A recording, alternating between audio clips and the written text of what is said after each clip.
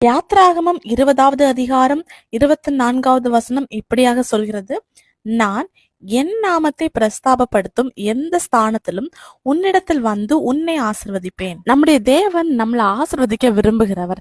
எப்போ நம்மளை ஆசிர்வதிப்பாரு அப்படின்னா, அவருடைய நாமத்தை நம்ம எங்கெல்லாம் மகிமைப்படுத்துறோமோ அங்க நம்மள ஆண்டவர் ஆசிர்வதிப்பாரு. இந்த வசனத்தை பார்க்கும்போது ஆண்டவர் சொல்றாரு, உன்னிடத்தில் வந்து உன்னை ஆசிர்வதிப்பேன் அப்படிங்கிறாரு. நம்ம ஆண்டவரை எங்க மகிமைப்படுத்துறோமோ, எங்க அவருக்கு ஆராதனை செலுத்துகிறோமோ, எங்க அவரை துதிக்கிறோமோ அந்த இடத்துல வந்து நம்மளை ஆசிர்வதிப்பாரு. அதுவும் நம்மளுடைய வீடா இருக்கலாம், நம்ம வேலை செய்யற ஸ்தலங்களா இருக்கலாம், இல்ல ஒரு பூட்டப்பட்ட அறையா இருக்கலாம், தனிமையா இருக்கலாம், சிறைப்பட்டு போன வாழ்க்கையா இருக்கலாம். எங்க அவருடைய நாமத்தை நம்ம மகிமைப்படுத்துறோமோ அந்த இடத்துல வந்து ஆண்டவர் நம்மளை ஆசிர்வதிப்பாரு. நம்முடைய ஏசப்பா சமீபத்திற்கு மாத்திரமல்ல, தூரத்திற்கும் தேவனா இருக்கிறாரு. அதனால அவருடைய நாமத்தை நம்ம எங்க மகிமைப்படுத்துறோமோ அந்த இடத்துல ஆண்டவர் கட்டாயம் இருப்பாரு. ஏசப்பா நம்முடைய வாழ்க்கையில வந்தா போதும், நமக்கு கட்டாயம் ஆண்டவர் ஆசீர்வாதத்தை கட்டளையிடுவார். இன்னைக்கு நீங்க இருக்கிற இடங்கள்ல ஆண்டவரை துதிங்க, ஆராதனை செலுத்துங்க, மகிமைப்படுத்துங்க.